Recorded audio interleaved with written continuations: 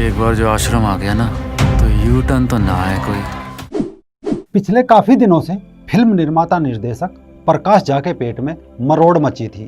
उनका रात दिन इस प्रक्रिया में व्यतीत हो रहा था कि आखिर किस तरह कौन सी मूवी बनाकर सनातन धर्म को बदनाम किया जाए।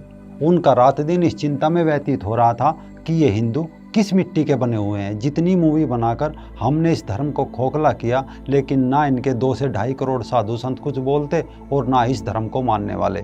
इस उधेड़-बुन में लगे रहने के बाद सोचा पाताल लोक भी बन गई। पीके बनाकर भी इनके भगवान शिव को बदनाम करने का प्रयास हमने कर दिया। सनातन संस्कृति पर हमला करते हुए लैला नाम की वेब सीरीज भी बना दी। आखिर अब क्या किया जाए? तो उन्होंने सोचा क्यों ना इनके साधु संतों के आश्रमों पर प्रहार किया जाए, इनकी आस्था के एक मजबूत पॉइंट पर वार किया जाए। और देखते ही देखते MX प्लेयर पर आश्रम नाम की वेब सीरीज उतार दी। वेब सीरीज आश्रम का टीजर आ गया है। 7-8 दिन बाद वेब सीरीज भी रिलीज हो जाएगी। नमस्कार दोस्तों, रंग दे बसंती में आपका एक बार फिर से स्वागत है। मैं हूं राजीव चौधरी।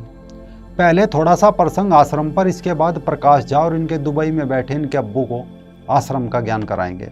क्योंकि वेब सीरीज का नाम आश्रम ही क्यों? ये सवाल इसलिए क्योंकि सनातन धर्म में आश्रम का बड़ा महत्व है।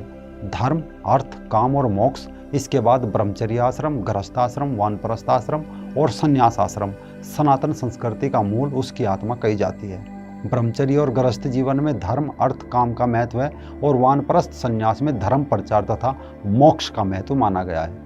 प्राचीन भारत में ऋषि मुनि वन में कुटी बनाकर रहते थे, जहाँ वे ध्यान और तपस्या करते थे। आश्रम ही ज्ञान के केंद्र थे। समाज के लोग अपने बच्चों को वेदाध्ययन के अलावा शस्त्र और शास्त्र विद्याएं सीखने के लिए भेजते थे। धीरे धीरे ये आश्रम सन्यासियों, त्यागियों, विरक्तों, धार्मिक यात्रियों और अन्य लोगों के लिए शरण स्थली बनते चले गए।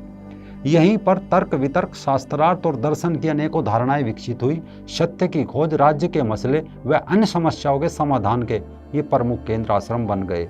कुछ लोग यहाँ सांसारिक झंझटों से बचकर शांतिपूर्वक रहकर ऋषियों की वाणी सुनते थे। इसे ही ब्रह्मचर्य और संन्यास आश्रम कहा जाने लगा। अब मामले को लंबा न खींचकर थोड़ा सा छोटा करते हैं और सबसे पहले देखते हैं प्रकाश झा की उस वेब सीरीज आश्रम का टीजर, जो वेब सीरीज 28 अगस्त को रिलीज होने वाली है।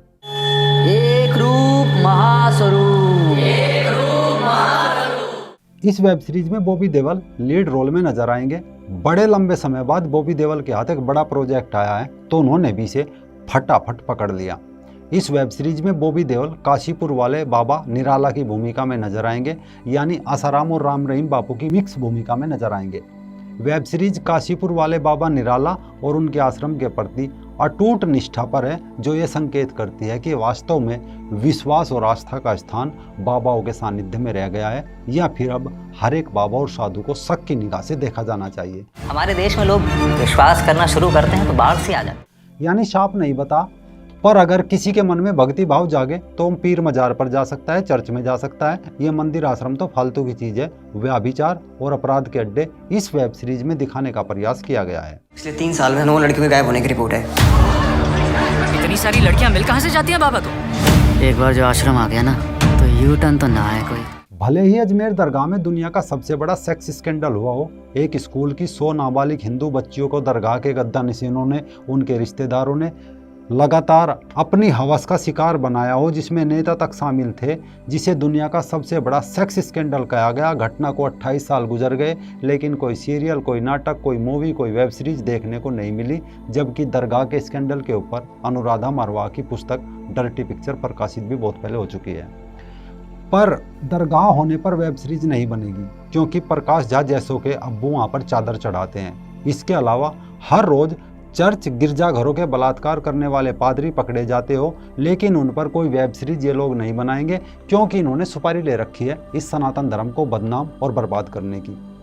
हम ये नहीं कह रहे कि कुछ कथित बाबाओं ने धर्म के नाम पर कुकर्म नहीं किए हैं, पकड़े भी गए हैं, जेल भी गए हैं, सजा भी काट रहे हैं। अगर लोगों ने उन्हें स्वीकारा तो बाद में नकारा भी। लेकिन सवाल यह है कि दुनिया भर में जब पादरियों द्वारा किए जा रहे यौन शोषण के खिलाफ एक मूवी सिंस बनाई जाती है, तो रातों रात उस मूवी को बैन कर दिया जाता है।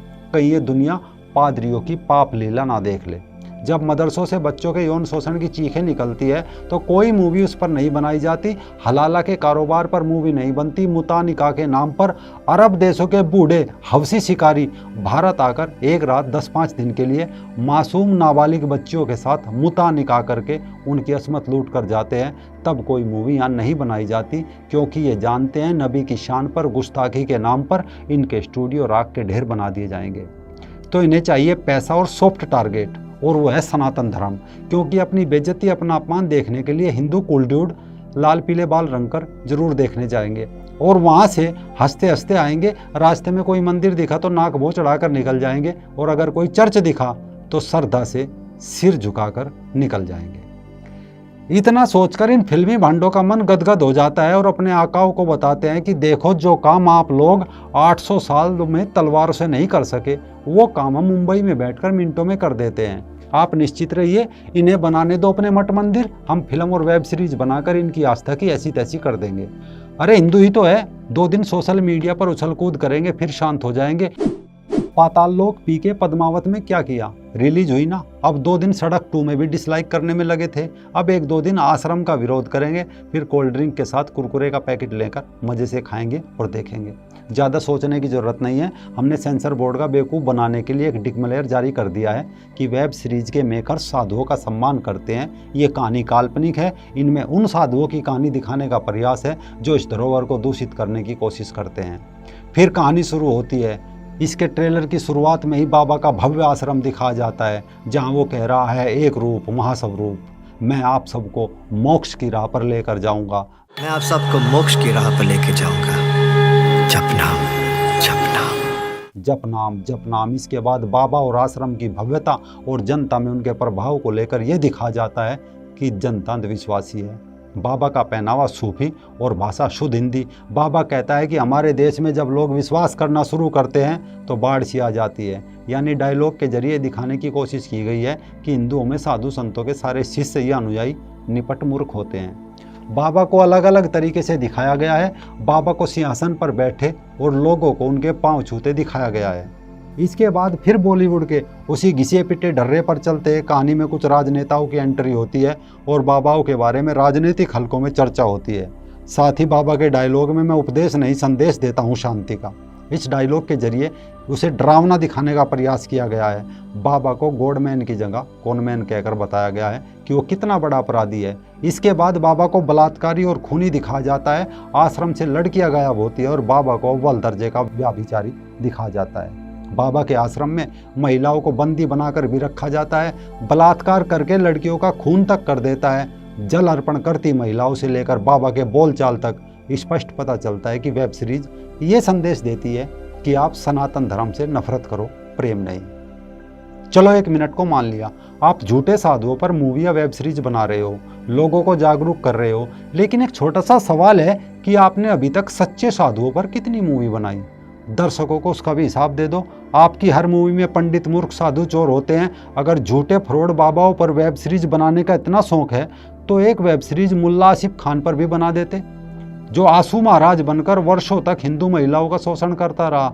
लेकिन ना उस पर मूवी नहीं बनेगी, क्योंकि उस पर मूवी बनाने से तो नबी की शान पर गुस्ताखी के नाम पर गला काटने का 51 लाख का फतवा जारी हो जाता है। खैर, अब सोशल मीडिया पर यूजर्स इसे हिंदू धर्म की छवि खराब करने वाला बताते हुए सूचना प्रसारण मंत्रालय संबंधित प्रकाश जावड़ेकर से इसे बैन करने की अपील कर रहे हैं।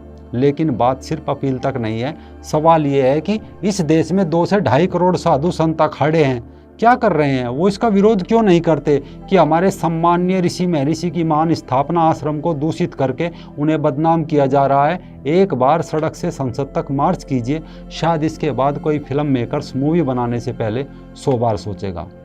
जय हिंद, वंदे मातरम।